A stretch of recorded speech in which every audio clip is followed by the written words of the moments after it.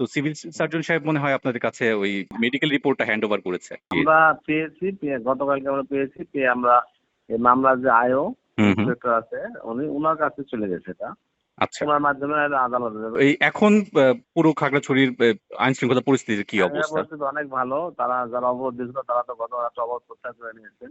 আচ্ছা, অনেকটা স্বাভাবিক হয়ে গেছে। হ্যাঁ, তাদের সাথে আমাদের কথাবার্তা হচ্ছে এবং 144 যা আছে এগুলো যেন দ্রুত তুলে দেওয়া যায়, মানুষের জীবনে যেন দ্রুত স্বস্তি ফিরে আসে, এটা নিয়ে আমরা কাজ করছি। পর্যন্ত ওরকম কোনো আলাদা কোনো ঘটনা আমাদের চোখে পড়ে নাই। মানুষও চাচ্ছে যে দ্রুত স্বাভাবিক হয়ে যায়, তারাও সহযোগিতা করতেছে, তারাও চাচ্ছে পাহাড়ি বাঙালি সবাই যেন তাদের স্বাভাবিক লাইফ দ্রুত, এবং তাদের ভিতরে যে ভয় আতঙ্ক ছিল এগুলো যেন দ্রুত শেষ হয়ে যায়, দ্রুত কেটে উঠে, এগুলো আমাদের কাজ করছে আমরা এবারে। আচ্ছা, 144 মানে কত, মানে আজকের মধ্যে কি সেটা উঠে যাওয়ার কোনো সম্ভাবনা আছে? এটা সিদ্ধান্ত হবে জেলা প্রশাসক মহোদয় নেবেন। এখানে তো পাহাড়, তো এখানে অনেকের মতামত লাগে।